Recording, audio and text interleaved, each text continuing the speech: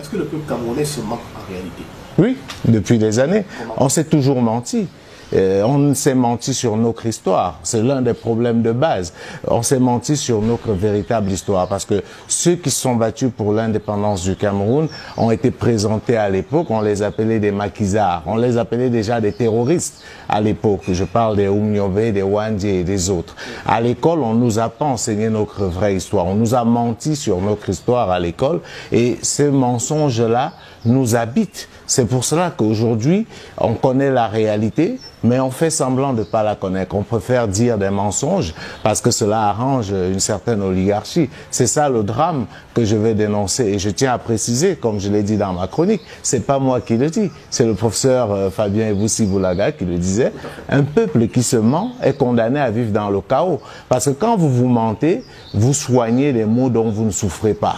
Et conséquence logique, quand vous avez des manifestations comme celles qu'on a vues à Kumba, les gens font mine d'être surpris, mais en réalité, on ne devrait pas l'être. Parce qu'on a essayé, entre guillemets, de préparer un peu tout ce qui nous arrive aujourd'hui. Alors, comme disait un homme politique au Cameroun, les Camerounais ont perdu leur faculté d'indignation.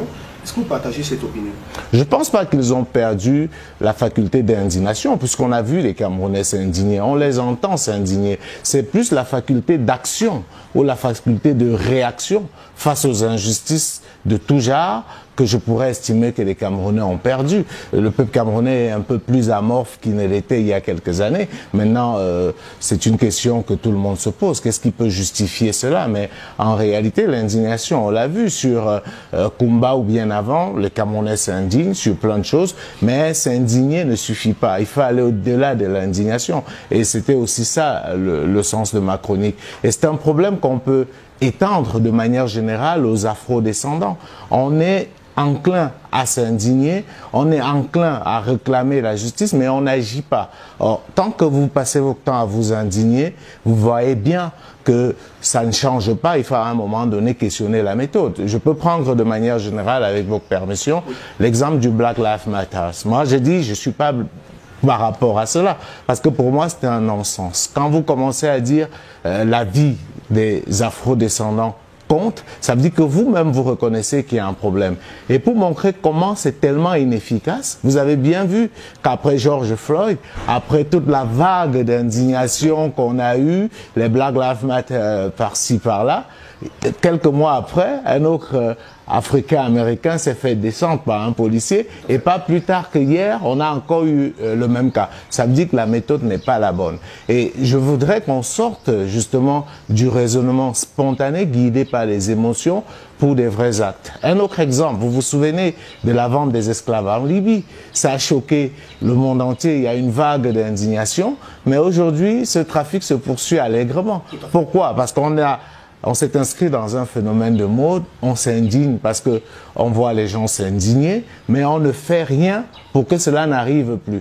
Aujourd'hui, tout le monde a oublié le trafic d'esclaves en Libye, on est passé à autre chose. C'est pour cela que si, pour Kumba, on passe le temps à s'indigner, à avoir des bougies sur nos pages, à dire « je suis Kumba », sans chercher à régler le problème, dans les mois à venir, on aura probablement encore une catastrophe de ce genre. Parlant de Kumba, justement, le gouvernement accuse les séparatistes qui sont dans la zone d'avoir commis ces crimes, on va dire, crapuleux, parce que c'était assez grave quand même.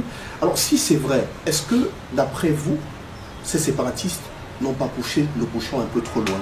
Mais ils le poussent loin depuis un moment. Kumba fait peut-être plus parler parce que ce sont des enfants, c'est spectaculaire, mais vous avez tous vu des images des gens qui sont découpés en plein jour. Je me rappelle encore de cette dame-là. Le bouchon est poussé loin depuis. Le problème, justement, c'est qu'on a l'impression que dans ces vagues de condamnation, on ne condamne pas suffisamment les séparatistes. On pointe beaucoup plus du doigt le gouvernement qui devrait, d'après plusieurs Camerounais, résoudre ce problème. Et la plupart du temps, on ne condamne pas beaucoup ces séparatistes. Non, on condamne les séparatistes, mais il faut faire la part des choses. Oui. Vous savez, ceux qui ont commis les actes de Kumba, il ne faut pas être devin pour savoir que c'est des gens totalement déséquilibrés, qui doivent être forcément sur l'emprise de substances. Oui, parce que c'est inimaginable qu'un être humain puisse faire ce genre de choses. Donc, quand vous voulez parler parler. Il vaut mieux parler à ceux que vous estimez qu'ils ont encore la raison et qui ont la capacité d'agir réellement. Non, je pense qu'on condamne. Moi, personnellement, je condamne avec la dernière énergie tout ce qui se passe. Je suis opposé de manière viscérale à la sécession. C'est pas pour moi, c'est pas quelque chose dont on doit parler. Mais une fois qu'on a dit ça, la question, c'est qu'est-ce qu'on fait de manière concrète. C'est-à-dire que c'est au gouvernement, c'est au régime en place d'éviter, de créer les cadres pour éviter que cela ne se reproduise. Parce que ce que les gens oublient, quand vous ouvrez la boîte de Pandore, vous perdez totalement le contrôle. Comme vous le savez aujourd'hui, il y a plusieurs groupes là-bas, on ne sait même plus qui est qui. Et quand vous avez ouvert votre porte, vous installez une économie de la guerre, il y a des mercenaires qui s'installent et qui installent leur business, qui peut aussi s'appuyer sur ce type d'action horrible, réellement. On reproche au gouvernement, par exemple, d'avoir mené des campagnes dans le but de demander aux parents d'envoyer leurs enfants à l'école pour le compte de l'année scolaire 2020-2021, sans qu'il n'y ait au préalable un cessez-le-feu en zone anglophone. Est-ce que c'est un procès juste que l'on fait au gouvernement? Il est totalement justifié. C'est ce que j'appelle se mentir. Le problème de ce gouvernement, c'est que depuis des années, on est habitué au saupoudrage. On aime l'habillage. Et c'est parti depuis très longtemps avec cette crise anglophone. Le gouvernement est omnibulé par le désir de montrer à la communauté nationale et internationale qu'il contrôle la situation sur le terrain. Et justement, le fait de renvoyer les enfants à l'école s'inscrivait dans cette logique. Mais la vérité, c'est que ce n'est pas maîtrisé. Parce que pendant le fameux grand dialogue, vous avez bien vu que les sécessionnistes étaient en train de faire leur défilé pendant qu'on tenait le dialogue au palais de congrès de Yaoundé. Et je dis, à moins qu'on veuille inventer une nouvelle manière de résolution des crises, vous ne pouvez pas parler de reconstruction, vous ne pouvez pas parler de DDR dans une zone encore totalement en conflit. La vérité aujourd'hui, c'est que dans cette guerre asymétrique qui va être impossible de gagner par la force, on continue à se mentir et on expose malheureusement la vie des Camerounais et de ces pauvres enfants-là. Donc servi au final le grand dialogue national? À rien. Il faut avoir l'humilité de le reconnaître. À rien. Et nous l'avons dit, je me rappelle qu'avant ce dialogue, j'avais fait une chronique où je relevais qu'une main tendue ne se refuse pas, même si elle vient à contre-temps. Oui. Il faut bien qu'on se comprenne. Le dialogue n'est pas là pour arrêter la guerre. Le dialogue, en principe, doit éviter la guerre. Mais une fois que la guerre est là, malheureusement, il n'y a que le dialogue qui peut résoudre. Donc, comme on a loupé la première phase de l'utilisation du dialogue qui devait éviter la guerre, il faut alors qu'on l'utilise pour régler la guerre. Mais seulement, c'est quoi dialoguer ? Il faut qu'on soit sérieux. Le but, ce n'est pas de rassembler les gens dans une assemblée avec un ordre du jour préétabli, estimer qu'il y a des sujets qui ne sont pas abordables, choisir ses acteurs et venir mettre un certain nombre de mesures. Vous ne pouvez pas dialoguer seul. Parce que dans ce grand dialogue, les véritables acteurs n'étaient pas présents. Mais même le régime, en dehors du fait que le régime ait vanté le succès de ce grand dialogue, il y a certains leaders de l'opposition qui étaient présents et qui estiment que c'était un véritable succès pour le retour de la paix en zone anglophone. Vous battez cela en brèche aussi? Mais on est un an plus tard, Romaric. On vient d'avoir Kumba. Avant Kumba, on a eu d'autres choses. Là-bas, les gens continuent à mourir. Vous avez vu que les sécessionnistes continuent à célébrer leur indépendance le 1er octobre avec des drapeaux. Donc, je pense que toute raison gardée, il faut faire preuve d'humilité. Ce dialogue n'a servi à rien, si oui, à faire de la politique spectacle, de la mise en scène. Mais dans la réalité, ça n'a réglé aucun problème. Parce que le but du dialogue, ne l'oublions pas, c'était de régler la crise anglophone. Mais la crise aujourd'hui, elle bat son plein, en réalité. Et j'ai dit, même les mauvaises mesures qui sont sorties de ce dialogue, non, ont du mal à être visibles sur le terrain. Il y avait urgence à agir et à agir bien, c'est ce que je dis. Mais malheureusement, dans un cas comme dans l'autre, on ne l'a pas fait. Donc, ceux qui continuent à penser que ce dialogue était un grand succès, je pense qu'ils font la preuve d'une mauvaise foi caractérisée. Il faut avoir l'humilité de dire, c'était pas ce qu'il fallait faire, c'était un flop.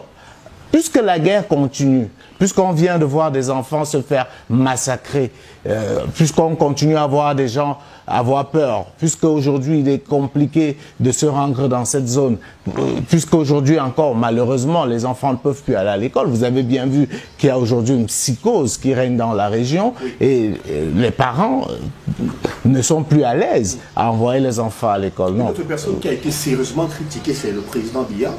Il a été critiqué par plusieurs internautes. Paul Biya n'a réagi qu'après 48 heures après les assassinats et par la suite a décrété la journée de samedi comme journée de deuil national. Des réactions jugées par beaucoup d'internautes tardives. Qu'est-ce qu'on va dire? Mieux vaut tard que jamais. Le président Biya a quand même réagi, Jules. Non, c'est... un procès? Non, vous savez, je ne suis pas surpris. À la limite, ça ne me déçoit même plus, tellement c'est habituel. Mais je dis c'est inadmissible. On est en train de parler du président de la République. D'accord? Je l'ai dit à son temps.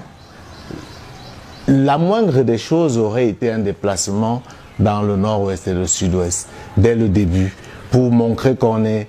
Les gens m'ont dit non, le président ne peut pas, pourquoi, qu'est-ce qu'il va aller faire là-bas? Non, il y a une gestion par le mépris, par le manque de considération qui révolterait n'importe quelle personne. Je veux dire que le Cameroun devrait s'arrêter avec ce qu'on a vu à Kumba et se dire mais c'est pas possible. Et celui qui donne le ton, c'est le chef de l'État, mais on a l'impression, et je pense que vous pouvez le confirmer, qu'il est totalement absent, il est invisible dans ce genre de situation. Et il fait des sorties totalement anachroniques. Donc, il y a quand même quelque chose qui me semble là relever de l'inimaginable. De votre invité, Jules Domché, est-ce que vous pensez, Jules, que la résolution de la crise anglophone, à l'heure actuelle, a dépassé le gouvernement camerounais? Mais ce n'est pas à l'heure actuelle, c'est depuis au moins 4 ans. Parce qu'au début, il y a eu le déni. On a fait semblant de ne pas voir ce qui arrivait. Pourtant, ça fait un moment que cette crise existe. Je l'ai dit lors de ma dernière chronique, la crise anglophone, elle ne date pas de 2016. Je suis désolé, je le rappelais. Déjà, la tripartite de 91, l'un des points majeurs à l'ordre du jour, c'était la crise anglophone. Mais elle n'a pas pu être réglée. Pourquoi? Parce que des gens illuminés qui sont autour du président Biya ont cru bon de se moquer une fois de plus des Camerounais. Parce que la constitution de 96, on a souvent tendance à l'oublier, c'était une constitution de sortie de crise. Donc, les mesures qui devaient être mises en œuvre, c'était effectivement pour créer un climat apaisé, où chaque Camerounais, effectivement, pouvait vivre normalement. Donc, en réalité, le gouvernement a pris le problème dès le départ par le mauvais bout. Il y a eu d'abord le déni en disant il n'y a pas de crise anglophone, etc. Après, quand on s'est rendu compte que la chose allait se complexifier, on a fait fi de dialoguer. On a invité ceux qui étaient les leaders de la contestation à l'époque, Aborbala, Bibi Manchoum et autres, pour faire semblant de dialoguer, sauf qu'on les a arrêtés, on les a envoyés en prison. Et c'est ça qui a permis aux extrémistes de prendre du terrain. Parce qu'il ne faut pas perdre de vue, Romaric, que les revendications sécessionnistes ne datent même pas de 2016. Elles datent de beaucoup plus longtemps que ça. Mais ça ne prospérait pas. Pourquoi? Parce que la majorité de nos compatriotes des régions anglophones sont totalement opposés au sécessionnisme. Mais c'est quand vous gérez mal, que vous créez des situations de tension, vous poussez les gens à l'extrême, et c'est ça qui a permis, effectivement, aux idées sécessionnistes de prendre du pas sur le terrain. Mais sinon, en réalité, nos frères de cette partie du Cameroun ne veulent pas, parce que ceux qui avaient voulu partir du Cameroun sont partis à l'époque, ils ont choisi le Nigeria. Donc ceux qui sont restés, c'est parce qu'ils avaient choisi de s'attacher au Cameroun et ils y tiennent. Mais quand effectivement, il pose un certain nombre de problèmes que tout le monde reconnaît comme étant des problèmes sérieux. Au lieu d'adresser ces problèmes, on y oppose la violence, on y oppose le mépris. Après, il ne faut pas être surpris que les gens se radicalisent. Aujourd'hui, tout le monde parle de l'échec du gouvernement dans la gestion de cette crise anglophone. Tout le monde y va de son commentaire. Mais d'après vous, que faut-il faire concrètement? Quelles sont les solutions miracles pour mettre un thème à cette crise? Enfin, je n'ai pas la solution miracle, mais je pense que la base, c'est de voir aussi ce qui a été fait ailleurs et qui a marché. Le Cameroun n'est pas le premier pays à être confronté à ce type de crise qui peut être qualifiée de crise d'autonomie. En réalité, quand vous êtes en crise, surtout dans une crise qui est armée, la première chose, c'est de chercher d'abord comment obtenir le cessez-le-feu. Et quand on parle du cessez-le-feu, ça ne veut pas dire que l'armée régalienne dépose des armes, non. Il y a plusieurs mécanismes pour trouver un cessez-le-feu. Parce que pour discuter, il faut que les balles arrêtent de tirer, que les machettes disparaissent de la circulation. Sinon, c'est impossible. Ça, c'est pour moi un élément préalable. Après, il n'y a pas 36 000 solutions. Ce problème est un problème éminemment politique. J'entends des gens dire tout et n'importe quoi. C'est un problème politique. Il va être résolu politiquement. Et pour résoudre ce problème politiquement, il va falloir dialoguer. Mais dialoguer avec des vrais acteurs, avec ceux qui sont effectivement impliqués et qui peuvent aujourd'hui impacter sur le terrain. Sauf que plus vous laissez du temps, plus même le dialogue devient compliqué. Parce qu'il y aura un problème d'interlocuteurs. Les Ayoub Tabeo qui sont aujourd'hui en prison, je ne suis plus sûr qu'ils ont une maîtrise réelle sur le terrain. Or, au tout début, eux, ils avaient encore le poids et l'aura nécessaire. Aujourd'hui, il y a beaucoup de chamboulements, donc il faut identifier les véritables acteurs, discuter clairement, en mettant pour moi un préalable qui est fondamental, c'est que la sécession n'est pas une option. Dès qu'on l'a dit, toutes les autres options restent ouvertes. Oui. Parce que je ne comprends pas pourquoi dans ce pays, la fédération fait peur. C'est pas un gros mot, fédération. Fédération veut dire mettre ensemble.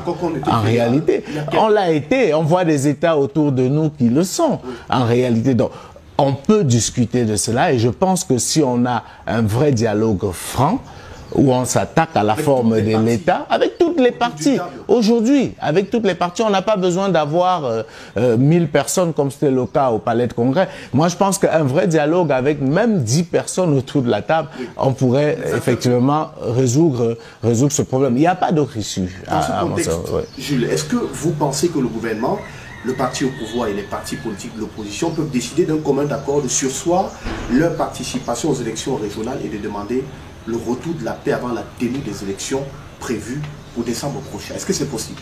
Je ne sais pas. En principe, on ne peut pas dire que quelque chose n'est pas possible. En fait, ce serait surprenant, à mon sens, à moins que ce gouvernement change, parce que sa méthode de confrontation, on la connaît. Mais vous organisez les régionales. Pour qui, en réalité? Pour qui?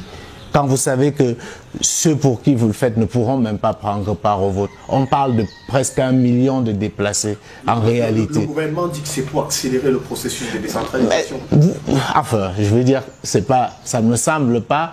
Vous n'allez pas vouloir décentraliser sans que les véritables acteurs locaux soient impliqués. Ceux qui vont être issus de ces régionales-là, qu'est-ce qui vous garantit que c'est la volonté du peuple ? En réalité. Et c'est ça le problème. Et le problème va se reproduire. Parce qu'on est dans une logique de positionnement égoïste et individuel.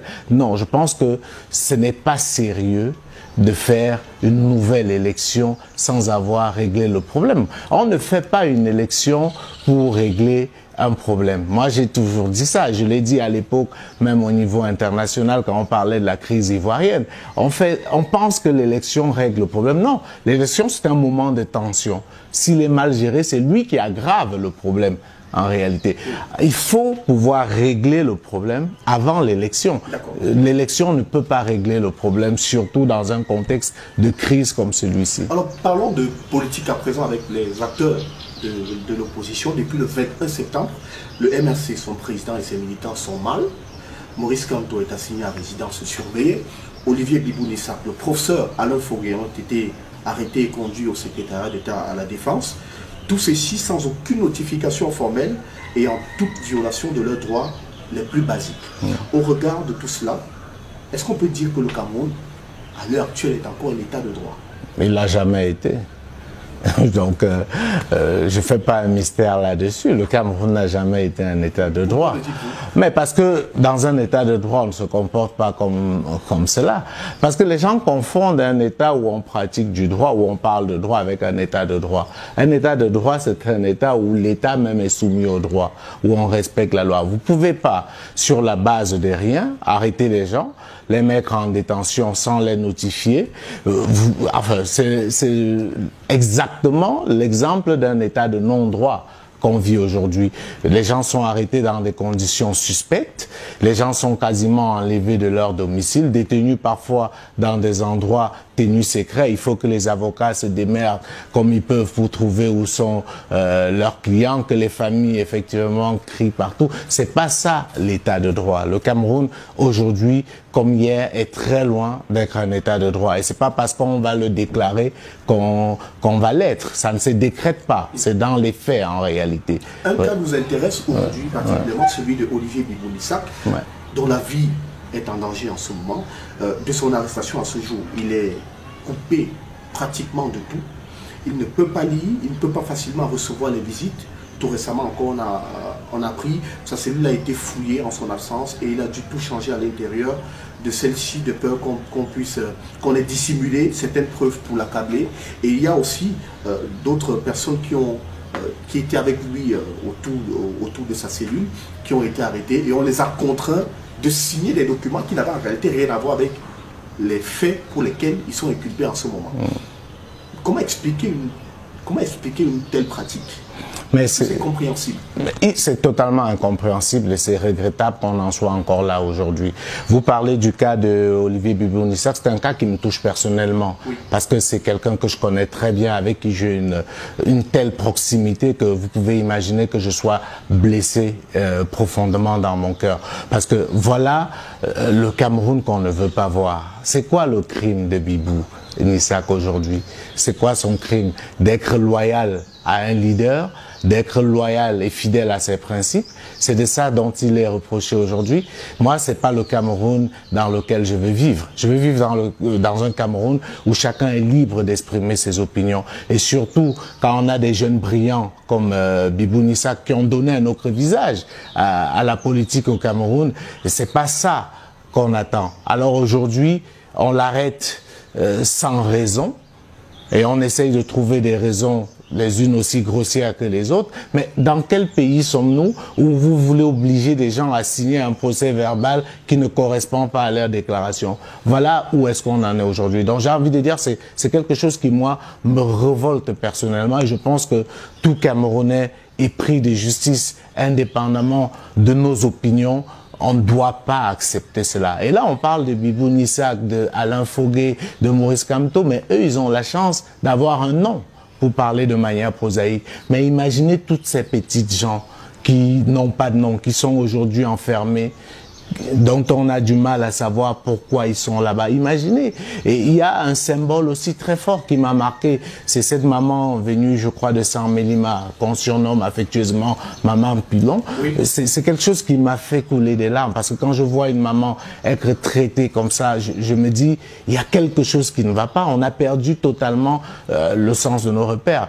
Les gens ont le droit de dire ça ne va pas. Les gens ont le droit de dire Paul Biya doit partir. Les gens ont le droit de s'indigner. C'est la moindre des choses, j'ai envie de le dire. Mais si aujourd'hui le dire vous garantit la prison, vous garantit des menaces, il y a un réel problème. Alors, nous avons appris par exemple que vous avez essayé de rendre visite à Olivier Bibouni-Sak au 7. Vous avez été refoulé à l'entrée. Personnellement, comment vous avez reçu cela? Je n'étais pas surpris, je m'attendais un peu. Est-ce que ça ne vous a pas un peu froissé? Non, pas du tout. Rien ne me surprend plus. On est dans un état qui est devenu, entre guillemets, une sorte de jungle. Sinon, on ne verrait pas tout ce qu'on voit aujourd'hui. Donc, je suis pas surpris. Je suis choqué, mais je suis pas surpris. Ce régime a démontré à plusieurs reprises qu'il s'en fout, entre guillemets, de la loi. Donc, je suis véritablement pas surpris. L'argument qui revient chaque fois, c'est non, les manifestations sont des manifestations illégales et tout. Et c'est pour ça que je parlais de mensonges tout à l'heure, en réalité. J'ai déjà eu à le dire, et je vais le redire une fois de plus pour vos téléspectateurs. Ce qui est garanti par la Constitution du Cameroun, c'est la liberté de manifester. C'est pas l'ordre public. D'accord? Ça veut dire que quand on dit la liberté de manifester est garantie constitutionnellement, quand vous faites une déclaration, c'est pas pour rien qu'on a mis cela sur le régime de la déclaration. Quand vous faites une déclaration de manifestation, l'autorité administrative n'a pas vocation à l'interdire systématiquement comme c'est le cas. Ce qu'il fait, parce que vous l'informez, c'est pour ça qu'on demande de préciser l'itinéraire, de donner l'objet et tout. Ce qu'il peut faire, c'est que si jamais, effectivement, il pense que votre manifestation peut d'une manière ou d'une autre apporter des troubles à l'ordre public, c'est qu'il vous propose un autre itinéraire. Il doit vous donner une autre approche, mais à grand jamais, il ne doit l'interdire, parce que ce qui doit triompher, c'est la liberté de manifester, parce que c'est ça qui est garanti par la Constitution, et j'ai pas besoin aujourd'hui d'expliquer la hiérarchie des normes juridiques. Donc, moi, je pense qu'il faut qu'on arrête de se mentir. Est-ce qu'au fond de votre analyse, on n'a pas un militant caché du MRC? Parce que on voit Jules qui a clairement dit qu'il assume son amitié avec le professeur Kamto. On a Jules aujourd'hui qui est proche de Bibou Nissa et qui prend fait et cause pour lui et d'autres camarades du MRC. Est-ce que finalement, même dans votre boulot, vous n'avez pas cette coloration qui vous lie avec le MRC, parce que beaucoup vous font le reproche d'être aujourd'hui pratiquement un journaliste de l'opposition? Mais ça, on me le fait depuis des années, ça n'a pas commencé aujourd'hui. J'ai été taxé... enfin, moi, ça ne m'atteint pas. Les gens me parlent de la peur. Moi, quel type de menace? J'ai pas peur, en réalité. J'ai peur de rien, moi. Les gens me parlent... La chose qui puisse arriver de grave à un homme, c'est quoi? C'est la mort. La mort, oui. Mais pourquoi j'aurais peur de la mort? Je n'ai aucun contrôle sur la mort. Donc la mort ne peut pas me faire peur, encore moins l'emprisonnement. Je n'ai pas peur de ça. Non, ça fait des années. Moi, quand j'ai, c'est pas une sympathie. Vous n'allez pas me faire le reproche de connaître des gens. Je ne sais pas si vous comprenez. Je voulais vous dire, au début de ma carrière à Radio Siantou, on me parlait déjà d'être journaliste de l'opposition. Le MRC n'existait pas encore. Donc c'est une casquette que je porte depuis. Moi, je n'ai pas de parti pris. Je suis contre toute forme d'injustice, quel que soit l'endroit où cette injustice vient. Et j'ai eu à le dire, la proximité que je peux avoir avec Maurice Kamto, Bibou, je ne cache pas, moi je le dis, à grand jamais, je ne vais dire que je connais pas des gens qui me sont chers et qui me sont proches. Olivier Bibou Nissa, j'ai voulu même travailler avec lui à l'époque à Vox Africa, je voulais comme chroniqueur pour remplacer un autre chroniqueur qui ne pouvait plus être là. Oui. Donc je le connais, j'ai vu son combat sur le franc CFA, je partage ses idées panafricaines, donc ça a permis qu'on ait une relation. Le fait qu'il soit membre du MRC ne va pas faire que nous ne soyons plus amis. Le professeur Kamto, je l'ai connu dans un environnement particulier. Il était doyen, moi j'étais étudiant. On a gardé d'excellents rapports. Ça, c'était longtemps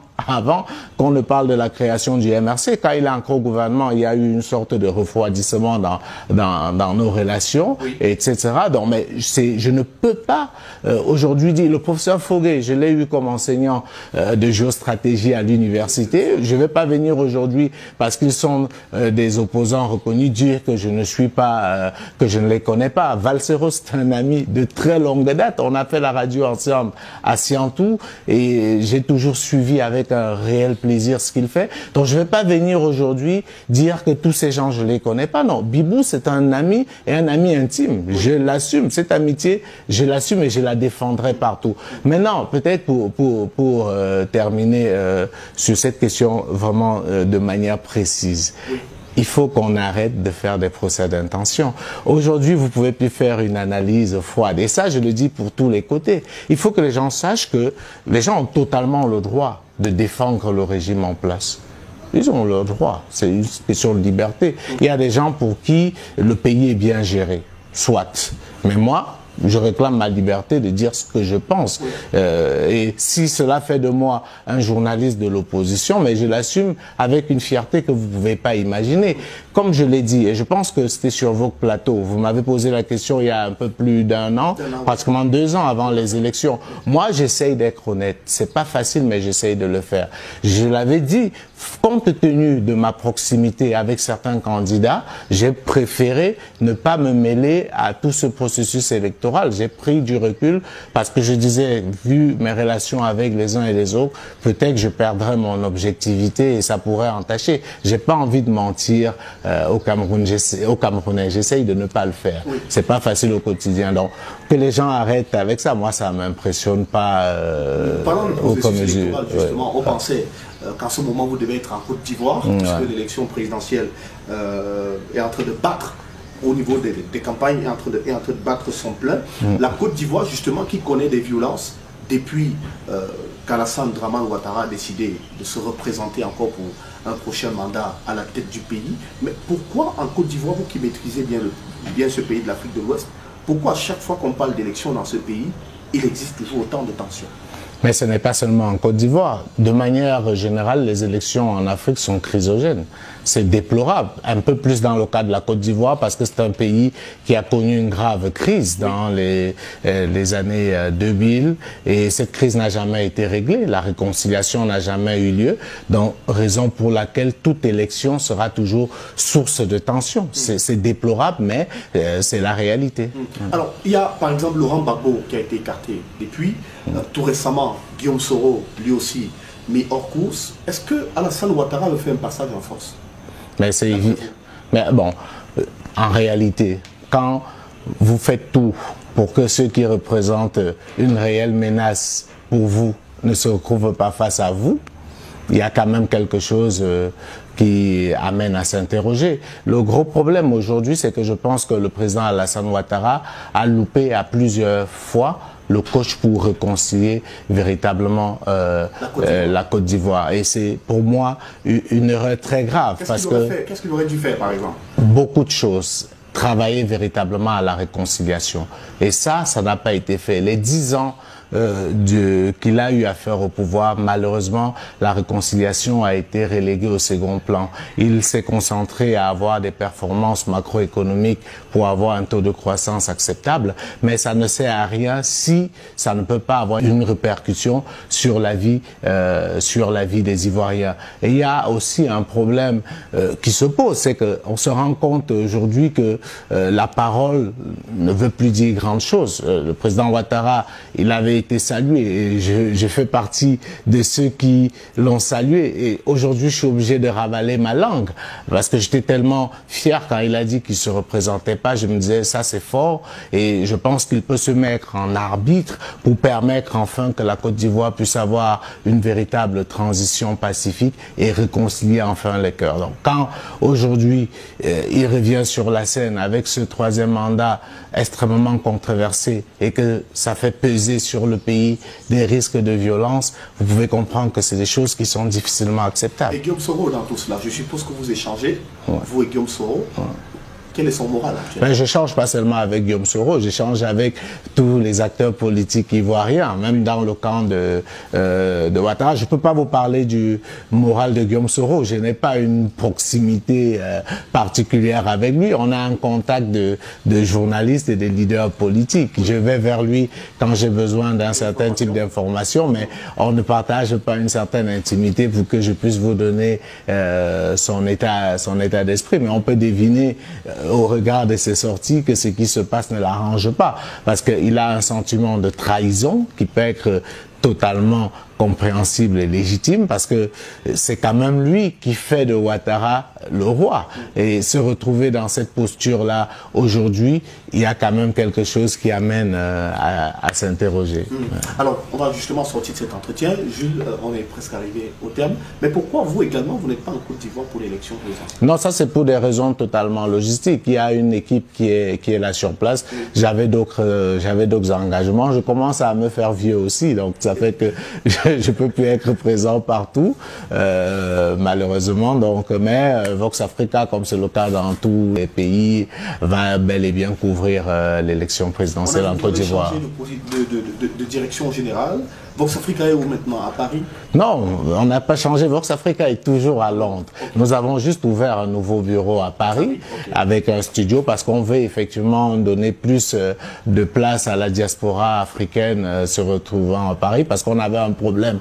Étant basé à Londres, la chaîne francophone pâtissait aussi un peu de ça. On était obligé de faire venir des invités de Paris parfois. Donc on s'est dit ce serait bien d'avoir un studio à Paris. Donc on n'a pas du tout changé de direction. La chaîne reste bel et bien à Londres. Merci infiniment, Jules. Merci.